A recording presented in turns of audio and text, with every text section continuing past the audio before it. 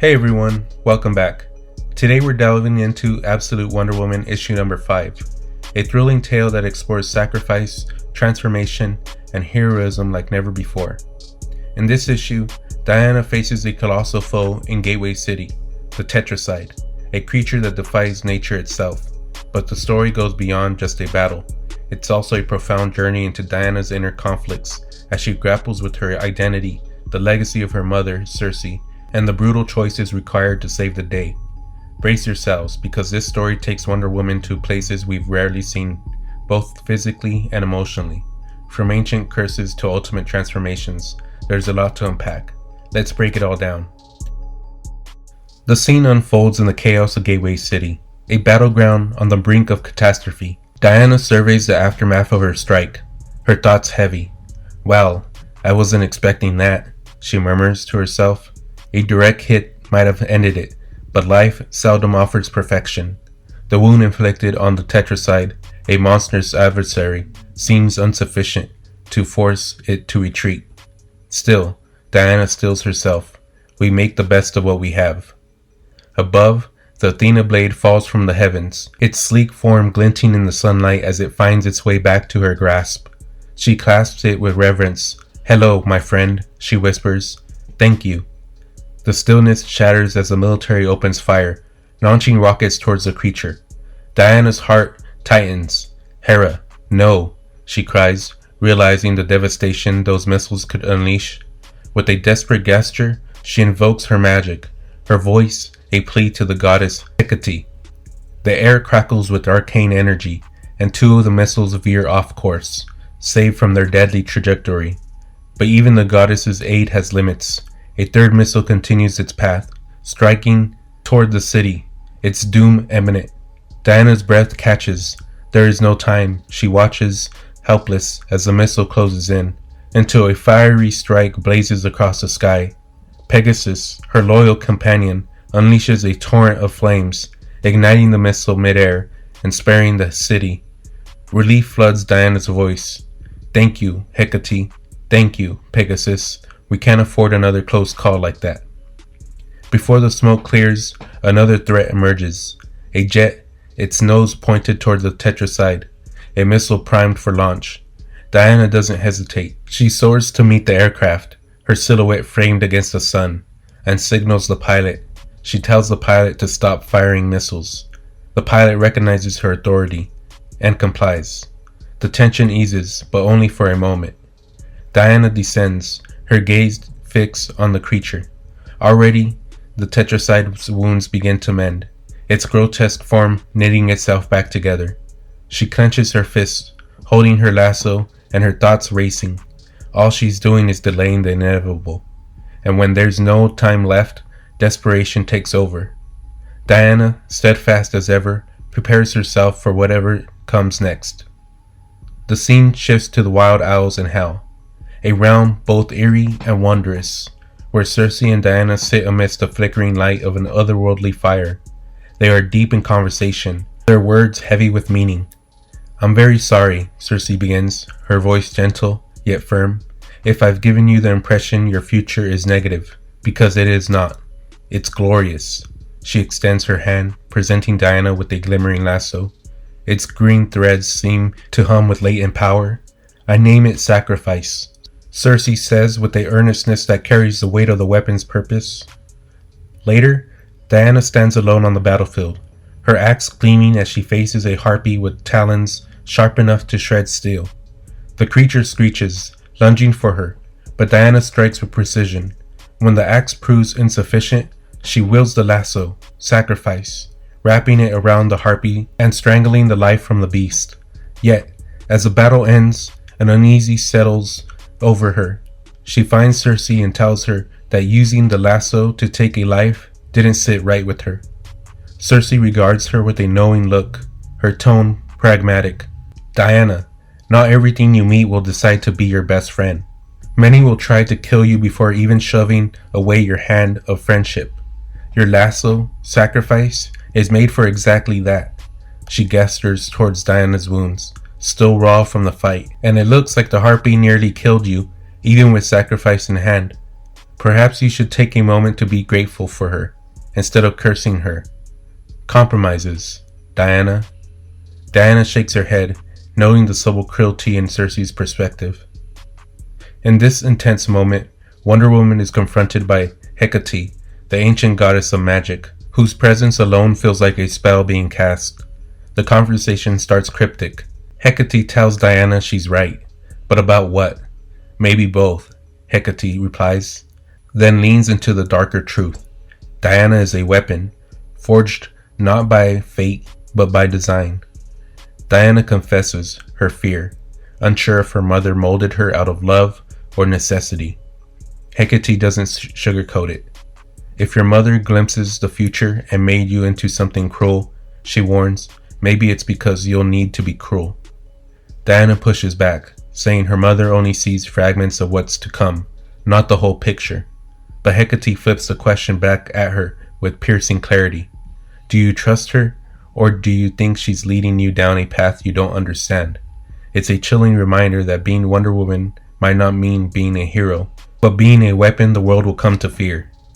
In a powerful exchange, Diana stands her ground when Hecate questions her doubts.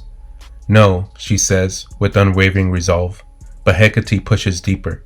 What's really troubling you, princess? Diana reveals something deeply personal. She's always trusted her mother completely, even when warned not to. It's not that her mother is deceitful, but that Diana might be too willing to believe in people. And yet, for the first time, that faith is shaken. Hecate, ever blunt, calls her a foolish girl. Diana, humbled, lowers her head and apologizes, but the damage is done. The seeds of doubt are growing, and Wonder Woman begins to question whether her destiny as a weapon aligns with her own vision or someone else's. Hecate's expression softens, though her words remain pointed. That lasso is your mother's work, girl. She made it with love and pain, fire and blood. It is a lasso of transformation, because transformation is what she knows best. For you, she demands only the best, and it was you who made her believe in transformation, even more than me. It was you. As Diana returns to Cersei, the weight of Hecate's words still echo in her mind. She kneels before her mother, voice trembling with guilt. Mother, forgive me. But Cersei, ever composed, tells her there is nothing to forgive. Diana doesn't let it go. She pours her heart out, honoring Cersei's strength and legacy. She acknowledges how easy it is to forget that her mother wasn't handed power, but forged it through pain, horror, and eventually love. Cersei, touched, admits she was wrong to doubt Diana. The lasso, a symbol of sacrifice, isn't the weapon she would have chosen, but maybe that's exactly why it's the right one. With their bond renewed, Diana humbly asks for guidance. Cersei smiles and places a reassuring hand on her shoulder. Then let us begin. A new chapter opens, not in defiance, but in unity. The firelight flickers once more as two titanic forces, teacher and student, mother and daughter, prepare to shape a future neither can yet fully see. The story returns to the present, where Gateway City trembles under the shadow of the Tetracide. Diana hovers in the air, her gaze fixed on the monstrous foe. Her voice carries a quiet resolve. Diana thinks to herself, "Ah, mother, your foresight never fails. Was this moment already written in your visions? Did you foresee the answer would demand such a steep price? The task ahead requires absolute precision, and the return, that remains unclear. As for the form, it must be flawless." The Tetracide, a creature with natural enemies, uses sound as both weapon and shield. Diana calls to her Pegasus, her mind racing. Then a realization dawns. "It was in front of me all along," she whispers. Her voice grows stronger, tinged with both sorrow and determination. "I am become her, she who is both terrible and tragic, cursing and cursed, forever entwined in injustice, a living hell. This mantle must I accept today for a far greater good, and hope that I will once again be Diana of the Wild Isle, Diana, last of the Amazons, Diana, daughter of Cersei. Mother, please do not forget me for now." With a steady hand, Diana wraps the lasso around her arm. Its green threads pulse with power as she begins to transform. Her form shifts, her features harden, and she becomes Medusa. Her voice echoes with finality, and none that see my face shall live. Meanwhile, Barbara, Etta, Gia, and Steve watch the events unfold on the news. The screen shows Diana, now Medusa, facing the tetracide. Barbara's voice breaks the silence. Holy shit!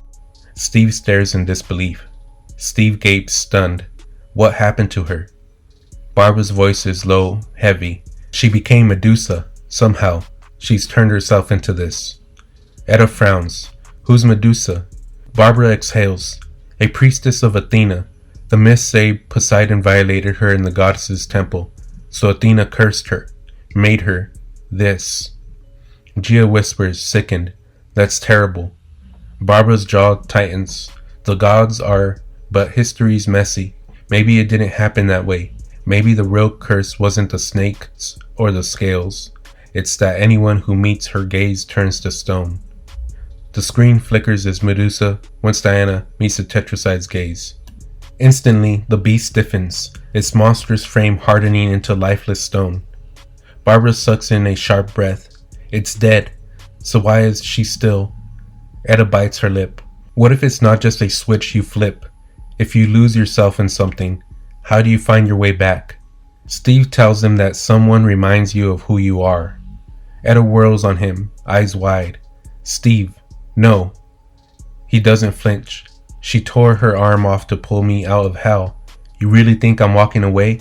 Barbara cuts in, decisive. He's right. This might be our only shot. Etta throws up her hands. Fantastic. So now we've got a rampaging Medusa and a suicidal idiot. Steve is already moving, voice raw as he shouts into the chaos. Diana! Diana, I know you can hear me, and I know you understand that this is not who you are. You are a great hero and warrior who saved me from the underworld. You cut off your arm, an incredible sacrifice, to free me, to send me home. You must remember who you are. Diana of the Wild Isle, daughter of Cersei, last of the Amazons, Wonder Woman, hero of Gateway City. Diana's form begins to shift. Slowly she transforms back into herself. She lands before Steve and embraces him. One good man can save the world. Steve, thank you. Steve looks at her, uncertain, and asks if the battle is over. Diana smiles faintly. Almost.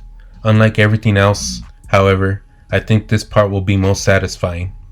She turns to the stone tetracide and punches it with all her might, shattering it into pieces. As the dust settles, Diana kneels and begins to pray to the gods Hera, Hecate, Artemis, Hestia, Aphrodite, Demeter, and Athena. She says, and Athena, today your ancient cruelty and Medusa's curse became our salvation. Even in this, there may be a lesson for me.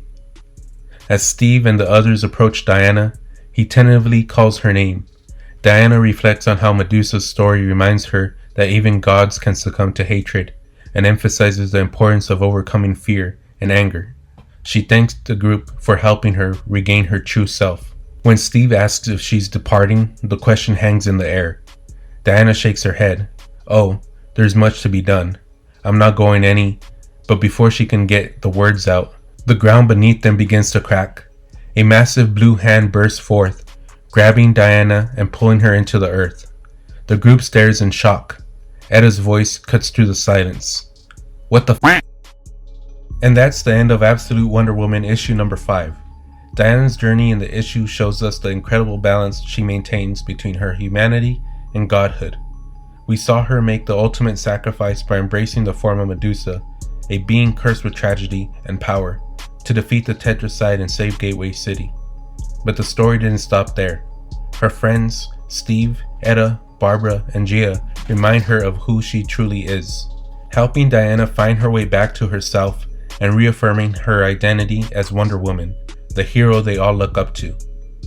Yet, the ending left us with a shocking twist. Just as Diana celebrates her victory and reflects on the lessons of justice and compassion, a mysterious blue hand emerges from the earth, dragging her down to an unknown fate. Talk about a cliffhanger. Where is she going? What's next for her? Let me know your theories in the comments below. And don't forget to like, subscribe, and hit that notification bell so you won't miss what happens next. Thanks for watching, and I'll see you in the next one. Later.